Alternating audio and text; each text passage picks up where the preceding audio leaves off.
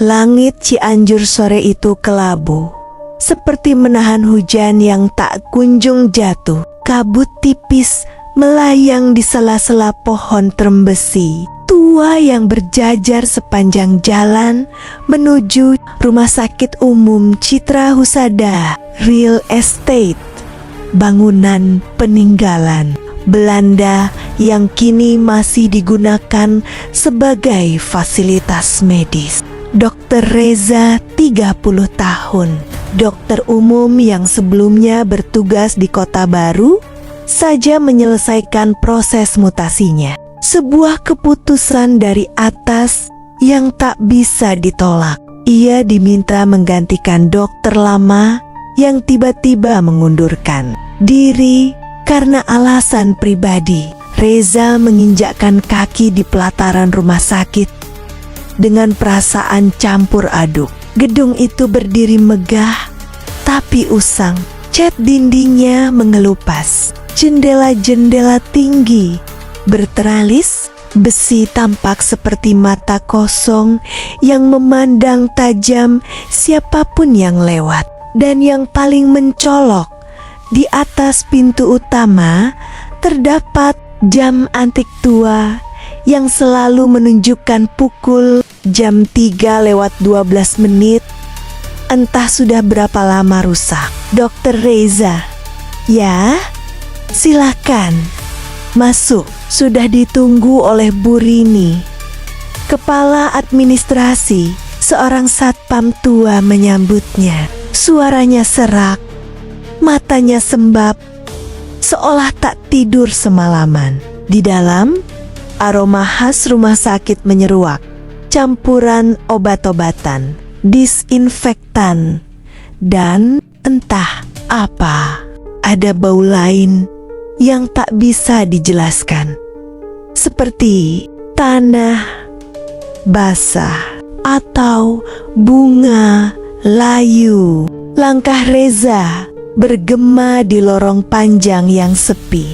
Tak banyak aktivitas di sore hari. Beberapa perawat melintas dengan wajah lesu. Tak ada senyuman hangat menyambut staf baru. Hanya tatapan kosong dan seolah curiga. Ruangan kepala administrasi berada di lantai 2. Bu Rini, wanita paruh baya berkerudung coklat, menyambut dengan ramah tapi terburu-buru. Maaf ya dok, banyak laporan menumpuk, tapi kami senang Anda bisa bergabung. Kami sedang kekurangan dokter. Saya juga senang bisa membantu, jawab Reza sopan. Namun, ketika dia menandatangani berkas tugas, Reza sempat melihat catatan kecil di pojok kiri. Dokumen penempatan, penugasan, ruang 308 unit isolasi. Ia mengernyit. Ruang isolasi langsung di hari pertama. Sebelum sempat bertanya, Bu Rini menambahkan, "Oh iya dok, kalau ada apa-apa di malam hari, jangan terlalu dipikirkan ya. Gedung ini sudah tua." Banyak suara. Banyak suara. Tanya Reza. Angin. Kadang bunyi pipa. Dan kadang, ya, yang tidak bisa dijelaskan. Sudah biasa kok. Reza terdiam. Ada sesuatu dalam cara bicara Bu Rini yang membuat bulu kuduknya merinding. Seolah peringatan itu lebih dari sekadar basa-basi. Sore menjelang malam. Setelah berkeliling sebentar, Reza akhirnya mendapat kamar dinas di bangunan belakang. Tepat di atas ruang 308 ruangan isolasi tua yang tak digunakan dalam beberapa tahun terakhir, katanya. Namun, saat ia melangkah ke depan pintunya, ia mendengar suara itu. Langkah kaki pelan menyeret, seperti suster yang memakai sepatu karet lama. Suara itu datang dari dalam ruang ke-308. Padahal ruangan itu dikunci dan kuncinya ada di kantong Reza. Malam pertama di rumah sakit, Citra Husada turun tanpa peringatan. Hujan deras menghantam genting tua di atas bangunan, menambah suasana suram yang sudah sejak sore menggantung. Reza belum bisa tidur, bukan karena kasur dinas yang keras atau suara hujan, tapi karena pikirannya terus terbayang pada langkah kaki yang ia dengar di depan ruang 308 tadi sore. Langkah pelan, menyeret, lalu berhenti. Padahal ia sendiri yang memegang kunci ruangan itu dan tak ada seorang pun di sekitar. Pukul 01,13 dini hari, Reza duduk di kursi rotan kecil di dalam kamarnya yang sederhana. Lampu temaram menyala. Lemari tua berdiri di sudut ruangan. Di luar, lorong tampak gelap. Hanya satu lampu gantung tua yang berkedip-kedip, seolah kelelahan menahan umur panjangnya. Tiba-tiba, tuk, tuk, tuk, tuk, tuk, ada suara ketukan. Perlahan, berirama dari lorong di luar kamar. Reza menahan napas. Ia bangkit, membuka pintu sedikit dan melihat lorong kosong. Tak ada siapapun. Tapi ketika ia menoleh ke kiri, ke arah ujung lorong yang mengarah ke ruang 308, ia melihat sesuatu. Bayangan, bukan siluet manusia biasa, tapi bentuk samar putih, mengenakan seragam suster zaman dulu, panjang, dengan penutup kepala khas perawat Belanda tempo dulu. Bayangan itu berdiri, diam, menghadap ke dinding. "Halo, siapa di sana?" tanya Reza. Bayangan itu perlahan menoleh, tapi wajahnya tidak terlihat, hanya gelap seperti lubang hitam tak berbentuk. Dan saat Reza mengedipkan mata, suster itu lenyap. Hanya angin dingin yang tersisa menyusup lewat jendela rusak dan merambat ke tulang-tulang. Keesokan harinya, Reza tak langsung menceritakan kejadian itu. Ia menyibukkan diri dengan pemeriksaan pasien pagi, menyapa staf, dan mulai mengenal perawat-perawat yang bertugas. Salah satunya adalah Maya, perawat senior yang terlihat ramah tapi menyimpan sesuatu di matanya, seperti ketakutan yang tak pernah sembuh. Saat mereka duduk di pantry sore hari, Reza akhirnya membuka obrolan. "Perawat Maya, saya mau tanya, ruang 308 itu ada apa sebenarnya?" Maya terdiam, tatapannya kosong sesaat. "Dokter dengar sesuatu semalam, ya? Saya pikir itu cuma suara, tapi saya lihat sosok perawat, tapi wajahnya nggak kelihatan." Maya menarik napas dalam-dalam. "Itu Suster Mawar." Reza mengernyit, nama yang asing tapi terasa kelam. Dia dulunya perawat di sini. 20 tahun lalu ditemukan gantung diri di ruang 308 malam-malam. Tak ada catatan kenapa, tapi kabarnya dia kerasukan. Sejak itu ruang itu dikunci, tapi kadang dia keluar jalan-jalan di lorong, menunggu pasien atau dokter. Reza bergidik. Apa yang ia lihat semalam bukan hanya ilusi, tapi bagian dari sejarah kelam rumah sakit ini.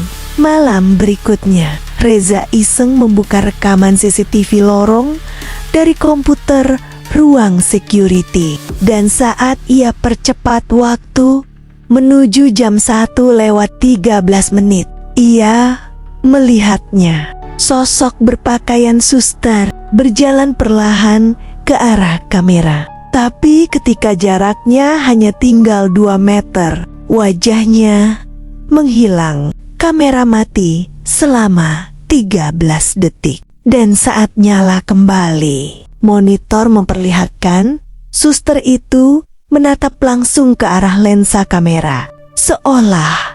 Seolah tahu kalau Reza sedang menontonnya. Pagi itu mendung, menggantung rendah di atas kota Cianjur. Udara terasa berat, seakan langit menekan bumi dengan beban yang tak kasat mata. Di ruang IGD Rumah Sakit Citra Husada, suasana tampak biasa hingga ambulans tua masuk ke pelataran dengan suara rem berdecit. 2 petugas turun tergesa, membawa tandu dengan pasien laki-laki yang tak sadarkan diri. Pasien koma ditemukan di pinggir jalan dekat kebun teh Puncak, ujar salah satu petugas tanpa identitas. Tubuh pasien itu kurus, pucat, dengan bekas luka di pergelangan tangan dan dada seperti goresan dalam, tapi sudah mengering. Matanya tertutup, napasnya lambat tapi stabil. Yang aneh, tidak ada respons neurologis, tidak ada reaksi saat disentuh atau dirangsang dengan alat medis, seolah ia hanya tubuh yang bernapas. Lebih aneh lagi, semua alat elektronik di dekatnya, monitor detak jantung, oximeter, bahkan lampu di ruang observasi berkedip dan mati setiap kali tandunya lewat. Reza yang kebetulan bertugas hari itu diperintahkan untuk menangani pasien tersebut. Kita rawat dia di ruang isolasi dulu. 308 masih kosong kan? Ujar Bu Rini dari ruang perawat. Reza sontak menoleh. Ruang 308, tapi itu sudah dicek. Tidak ada masalah. Kita kekurangan tempat. Kalau pasien ini butuh pengawasan, itu ruangan terbaik. Tanpa bisa menolak, Reza akhirnya mengantar pasien itu ke ruang ke-308. Ia sendiri yang membuka pintu dengan kunci yang masih ia simpan. Ruangan itu terasa lebih dingin daripada bagian lain rumah sakit. Jendela tertutup rapat, tirai sobek tergantung di sudut, dindingnya kusam, dan di langit-langit terlihat noda air berbentuk seperti kelopak bunga. Saat tandu pasien masuk ke tengah ruangan, jam dinding yang lama mati di atas pintu berbunyi ting, ting, ting 3 kali. Lalu jarumnya berputar sendiri dari angka 12 ke 3, lalu kembali. Reza mematung. Ia tahu jam itu sudah rusak sejak lama. Malamnya, Maya mengetuk pintu kamar Reza dengan wajah panik. "Dok, pasien ruang 308 menghilang." Reza melompat dari tempat tidur. Mereka berlari ke ruangan tersebut. Pintu terkunci dari dalam. Ketika dibuka dengan kunci cadangan, ruangan itu kosong. Tak ada siapapun di atas ranjang. Tapi sprei ranjang masih tertata rapi. Tak ada bekas orang tidur di sana. Monitor EKG masih menyala. memperlihatkan detak jantung normal.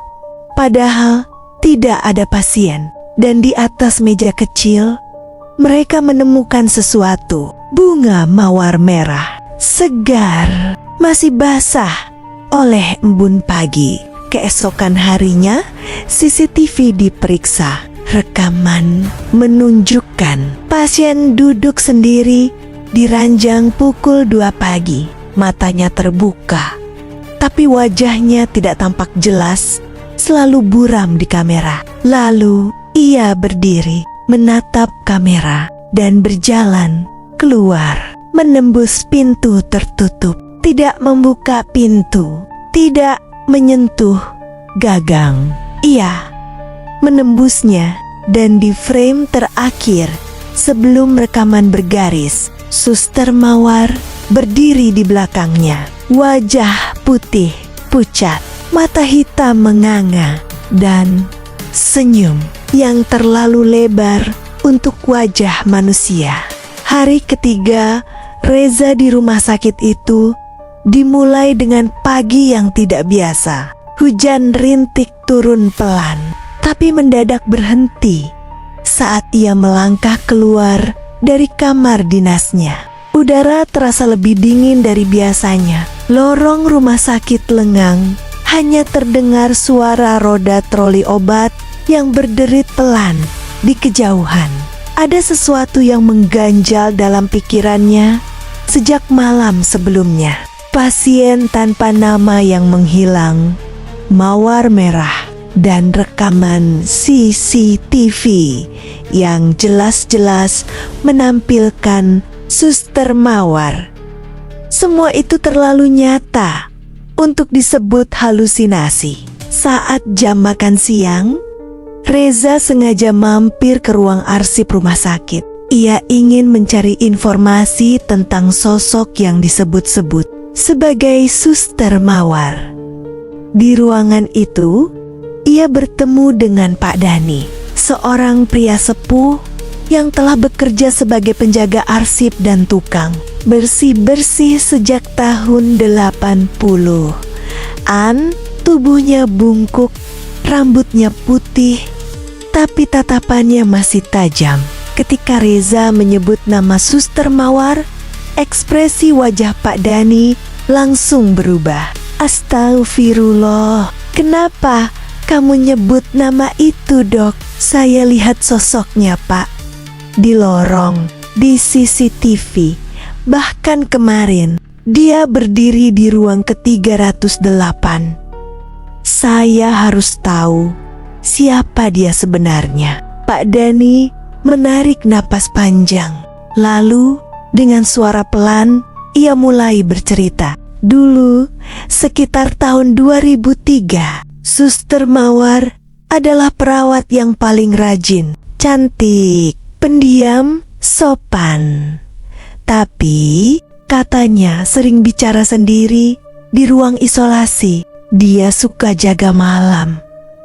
Katanya lebih tenang. Tapi orang-orang mulai curiga karena setiap pasien yang dirawat di ruang 308 meninggal selalu di malam hari dan selalu dengan ekspresi takut yang luar biasa. Reza menelan ludah. Suasana ruang arsip terasa semakin sunyi. Orang-orang bilang dia bukan manusia lagi. Konon, waktu kecil keluarganya pernah tinggal di rumah bekas dukun pesugihan.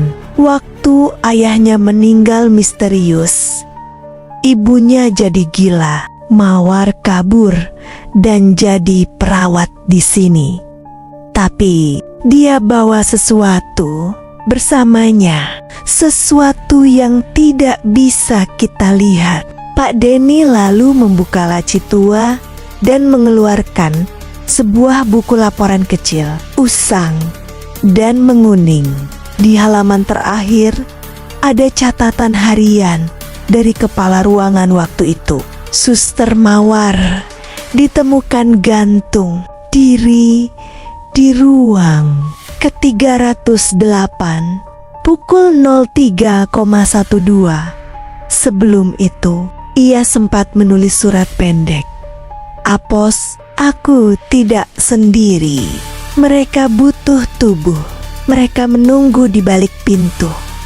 Apos, dan tahu nggak dok, apa? Tiap 13 tahun, dia akan kembali. Reza terdiam. Tangannya gemetar memegang catatan itu. Tahun sekarang berapa, Pak? Ke-2025 dari 2003. 13 tahun. 2 kali sudah lewat. Pak Dani menatap Reza dengan sorot mata yang dalam. Artinya, ini siklus ketiga. Malam itu, Reza tidak bisa tidur. Dan tepat jam 3:12, jam tua di ruangannya berbunyi 3 kali. Ting, ting, ting. Dan dari balik pintu kamarnya, ia mendengar suara langkah perlahan, berirama, menyeret, dan suara bisikan. Dokter, dokter, kami butuh tubuh baru. Hari itu, Reza bertugas di ruang tindakan minor ruangan kecil, tempat dilakukan operasi ringan, seperti pengangkatan kista, pembersihan luka dalam, atau pemasangan jahitan besar. Biasanya, tindakan dilakukan dengan 1 dokter, 1 perawat, dan 1 asisten anestesi. Pasien pagi ini adalah pria tua dengan luka sobek panjang di paha kanan akibat kecelakaan motor. Perawat yang mendampingi Reza adalah Maya. Tapi anehnya, Maya tampak lebih gelisah dari biasanya. Matanya sayu, gerakannya lambat, dan tangannya gemetar saat memegang alat. Kamu kenapa, Maya? Nggak apa-apa? Tanya Reza sambil mengenakan sarung tangan operasi. Saya gak tahu dok, sejak kemarin malam saya mimpi buruk. Terus-terusan, selalu ada suster mawar. Tapi kali ini, dia berdiri di balik cermin dan mukanya rusak. Reza terdiam sejenak. Ruang tindakan memiliki 1 cermin besar yang menempel di dinding belakang. Biasa digunakan untuk menyesuaikan posisi pasien dan alat. Hari itu, pencahayaan agak redup karena 1 lampu operasi mati secara mendadak. Mereka mulai prosedur. Suasana hening, hanya suara alat dan dengusan napas pasien yang dibius lokal. Lalu K, R, K. Suara berdecit keras dari cermin, seolah ada yang menggores permukaannya dari dalam. Reza menoleh sekilas dan melihat pantulan yang tidak sesuai. Di cermin, Reza dan Maya berdiri biasa, sedang mengoperasi. Tapi ada 1 bayangan lain. Seorang perempuan berseragam putih berdiri di belakang mereka. Tegak, diam. Wajahnya tidak terlihat karena bagian muka di cermin pecah samar seperti kabut hitam. Reza menatap ke belakang. Langsung tidak ada siapapun. Kembali ke cermin bayangan itu, masih di sana. Maya yang ikut melihat langsung mundur sambil menutup mulut. Dok, itu dia. Tiba-tiba, cermin retak dari dalam, membentuk garis retakan aneh seperti pola bunga mawar mekar. Pasien yang semula tak sadarkan diri membuka matanya lebar-lebar, tapi bukan mata normal. Seluruh bola matanya hitam, tanpa putih, tanpa pupil, hanya kegelapan. Lalu ia berkata dengan suara yang bukan suaranya, "Kau membukakan pintu, dokter. Sekarang kami bisa keluar." Reza dan Maya mundur. Alat-alat bedah jatuh. Perawat jaga lainnya datang karena mendengar suara pecahan cermin. Tapi pasien sudah pingsan lagi. Cermin kembali utuh. Rekaman CCTV tidak menunjukkan kejanggalan apapun. Tapi Maya bersumpah ia melihat dengan matanya sendiri. Keesokan malam, Reza kembali ke ruangannya. Di depan pintu, ia menemukan sepotong kain perawat putih sedikit berlumur darah. Di bagian ujungnya tertulis bordir nama Mawar. Dan saat ia menoleh ke arah lorong, lampu mati. Langkah kaki mulai terdengar pelan, mendekat. Lalu dari kejauhan, di pantulan kaca jendela, Suster Mawar berdiri di ujung lorong. Kali ini wajahnya terlihat separuh cantik, separuh hangus terbakar, dan senyumnya makin lebar dari seharusnya. Hari-hari di rumah sakit, citra Husada berubah drastis. Sejak penampakan itu, para perawat mulai banyak yang minta pindah shift malam. Security minta cuti mendadak. Bahkan Bu Rini, kepala perawat, ditemukan pingsan di toilet. Bibirnya berkamat-kamit seperti orang kerasukan. Reza tahu ini bukan kebetulan. Semua berawal dari ruang 308, dari pasien tanpa nama, dan dari suster yang seharusnya sudah mati 2 dekade lalu. Saat malam tiba, Reza kembali menemui Pak Dani, si penjaga arsip tua. "Pak, saya minta jujur sekarang. Apa sebenarnya yang terjadi di rumah sakit ini?" Suster Mawar, dia bukan sekadar arwah penasaran kan? Pak Dani terdiam cukup lama sebelum akhirnya berkata, "Kalau kamu kuat, ikut saya." Mereka berjalan melewati lorong belakang rumah sakit, tempat yang jarang dilewati staf. Di ujungnya ada pintu besi kecil yang sudah karatan, ditutupi lemari dan peralatan rusak. Pak Denny membuka kunci tua. Derit pintu menyambut gelap yang pekat. Dulu, sebelum jadi rumah sakit, tempat ini bekas rumah duka dan ruang praktik alternatif. Ada lorong bawah tanah, tempat praktik ritual gelap zaman Belanda, dan Setu Sisesa, kepercayaan lokal. Tangga menurun itu berderak di bawah kaki mereka. Suasana semakin dingin, bau tanah dan besi memenuhi udara. Di dinding terlihat lambang-lambang aneh yang dipahat kasar seperti kombinasi aksara kuno Sunda dan simbol pemujaan. Mereka sampai di ruang sempit seperti ruang bawah tanah, dengan satu altar batu di tengah dan cermin tua besar tergantung terbalik di atasnya.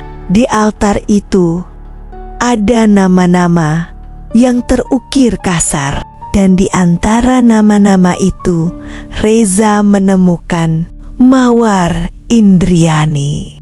Tulang diambil 13 Mei tahun 2003. Apa maksudnya ini, Pak? Dia bukan cuma bunuh diri, Dok. Dia dijadikan medium. Waktu dia mati, tubuhnya nggak dikuburkan dengan benar. Sebagian jasadnya disimpan di ruang bawah ini, ditanam di bawah altar. Reza tertegun. Dan saat ia menatap ke arah cermin tua itu, wajah Suster Mawar muncul. Tapi kali ini dia berteriak, "Kembalikan tubuhku!" Cermin retak keras. Lampu senter Reza mati, dan di sekeliling mereka terdengar suara langkah cepat dari segala arah. Pak Dani gemetar. Tiba-tiba ia tersungkur. Matanya putih, mulutnya terbuka, dan keluar suara bukan miliknya. "Sudah waktunya. Dokter, dokter, giliranmu menjaga mereka." Reza berlari keluar dari ruang bawah itu sambil menyeret Pak Dani yang tak sadarkan diri. Lorong rumah sakit yang biasanya sepi kini terasa seperti makam hidup. Lampu berkedip, pintu-pintu terbuka sendiri, dan dari setiap cermin di lorong terlihat pantulan suster berseragam putih. Semuanya tanpa wajah. Setelah malam itu, Reza tidak bisa lagi membedakan mana yang nyata dan mana yang tidak. Setiap kali ia melihat bayangan sendiri, ia merasa ada sosok lain di belakangnya, selalu menunggu. Hari-hari setelah insiden di ruang bawah tanah berubah menjadi neraka sunyi bagi Reza. Pak Dani masih dirawat, tapi kondisinya memburuk. Tubuhnya melemah, meski tak ada penyakit medis jelas. Matanya kosong. Setiap malam ia mengigau kata-kata yang sama. 7, 7. Yang terakhir akan membuka gerbang. Reza mulai menyusun potenggan-potenggan misteri. Ruang 308 adalah tempat gantung diri Suster Mawar. Setiap 13 tahun, satu siklus korban dimulai. Sudah ada 6 korban dengan ciri yang sama, mati mendadak. Wajah ketakutan selalu dekat dengan cermin atau pantulan. Ia kembali ke ruang arsip, membuka laporan kematian 2003 sampai 2016 dan sekarang ke 2025, dan benar 6 nama muncul. Pertama, perawat jaga malam 2003. Kedua, pasien isolasi ruang 308 2003. 3. Cleaning Service 2016. Keempat, dokter magang 2016. Kelima, anak kecil 2025. Keenam, kepala ruang IGD 2025. Dan nama ketujuh belum tertulis. Namun, di catatan lama milik Pak Dani yang disembunyikan di balik kalender tua tertulis satu kalimat menyeramkan. Tumbal ketujuh harus melihat matanya sendiri dari dalam tubuh orang lain. Reza membacanya berulang kali dan baru ia sadar yang ditulis bukan metafora. Malam itu, saat ia mencuci wajah di kamar mandi ruang jaga, Reza menatap cermin. Tapi yang muncul bukan wajahnya sendiri, itu wajahnya. Ia tapi tersenyum dengan ekspresi tidak wajar. Bibir lebar, mata merah, menyala, dan tangan di balik pantulan mengangkat pisau bedah. Reza mundur ketakutan. Tapi tubuhnya kaku. Cermin tidak memantulkan gerakannya. Tumbal ketujuh harus sadar. Saat tubuhnya diambil, suara dari balik cermin berbisik. Tiba-tiba, lampu mati. Cermin meledak dari dalam, pecah. Dan dari retakannya, muncul tangan pucat dengan kuku panjang. Suster Mawar keluar dari cermin. Reza berlari ke ruang bawah tanah untuk membakar sisa tulang yang tertanam di altar. Satu-satunya cara untuk memutus kutukan. Ia menyiram altar dengan bensin dari ruang genset. Tapi suara-suara mulai terdengar dari dinding. Jangan, dia milik kami.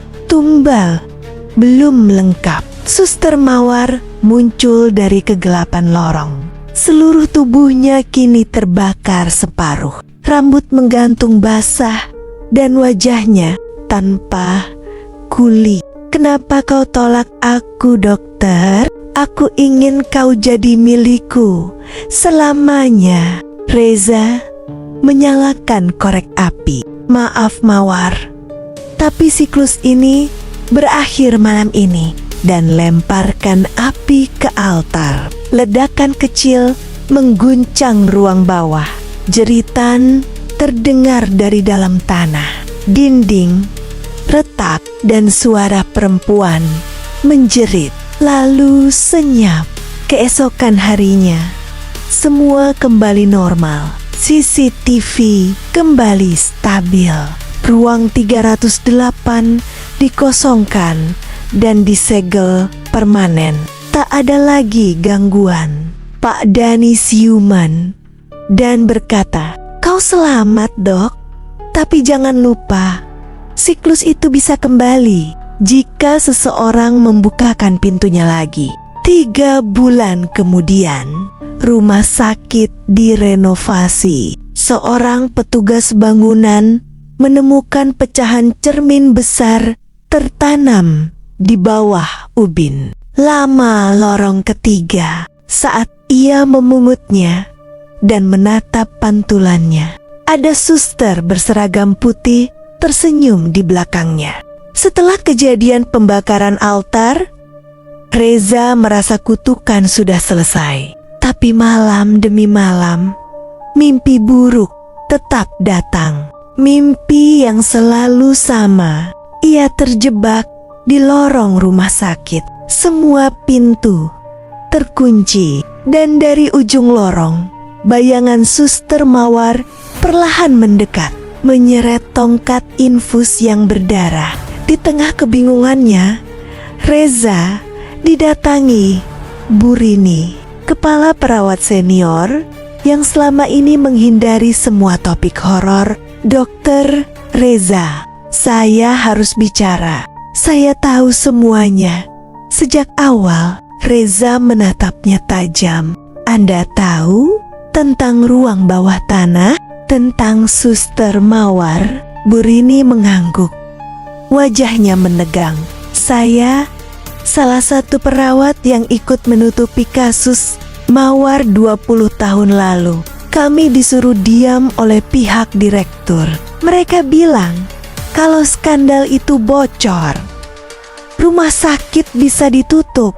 Tapi kenyataannya," suara Bu Rini bergetar, "Suster Mawar dipaksa diam. Dia tahu praktik ilegal yang dilakukan dokter kepala waktu itu. Jual organ pasien diam-diam.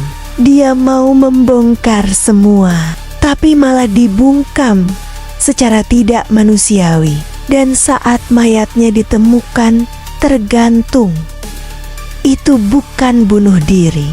Itu disusun." Reza membeku. Semua ini bukan sekadar roh penasaran. Ini adalah dendam atas ketidakadilan. Dan jika dendam itu belum ditebus dengan kebenaran, roh itu akan terus hidup mencari pengganti. Sebuah kejadian mengejutkan terjadi. Salah satu pasien anak Rafa, usia 10 tahun, menggambar sosok wanita di kertas terapi. Gambarnya berulang-ulang sama wanita berseragam putih, rambut panjang, berdiri di depan pintu besar hitam dengan angka ke-7.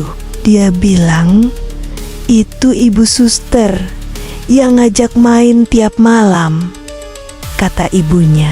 Reza langsung ke ruang bermain dan melihat semua gambar. Semuanya menggambarkan gerbang hitam.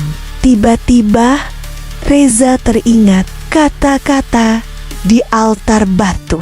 Yang ketujuh akan membuka gerbang. Ternyata bukan cuma siklus kematian. Yang ditunggu adalah terbukanya portal jalur antara dunia arwah dendam dengan dunia manusia. Dan pintu itu sedang terbuka sedikit demi sedikit. Malam itu, seluruh sistem rumah sakit mengalami gangguan besar. Listrik mati, genset rusak, CCTV hanya menampilkan layar putih. Beberapa pasien melihat bayangan menggantung di sudut ruangan mereka. Perawat pingsan, ada yang kesurupan. Suara tangisan suster terdengar dari speaker ruang umum. Padahal tidak ada rekaman atau siaran apapun. Reza tahu satu hal, gerbang telah terbuka dan korban akan terus jatuh sampai ada yang rela menggantikan dendam itu dengan pengorbanan jiwa. Dalam keputusasaan, Reza mengambil keputusan gila. Ia kembali ke ruang bawah tanah, tapi kali ini sendirian, membawa satu hal kalung suster mawar yang diam-diam ia ambil dari ruang arsip lama. "Mawar, aku tahu kau bukan monster. Kau disakiti, dibungkam, dan dilupakan. Kalau rohmu masih di sini karena dendam, aku minta maaf atas nama semua yang menutup suara kebenaran." Ruangan itu mulai bergetar. Dinding retak, bayangan mawar muncul. Tapi kali ini dia menangis. Tak ada yang pernah bilang maaf. Tak satu pun dari kalian. Reza menyerahkan dirinya. Ia memejamkan mata, membiarkan tubuhnya dirasuki. Dan saat tubuhnya roboh, cermin besar di ruang altar retak dan hancur total. Esok harinya, Reza ditemukan tak sadarkan diri di ruang bawah tanah. Tapi ia hidup, dan anehnya sejak malam itu tak ada lagi gangguan. Lorong-lorong yang biasa dingin jadi normal. Cermin tidak menampilkan pantulan aneh. Tak ada pasien kerasukan. Tak ada suara tangisan. Di halaman belakang rumah sakit dibangun sebuah tugu kecil tanpa nama. Hanya satu kalimat terukir, "Untuk yang telah dibungkam, kini kau sudah didengar."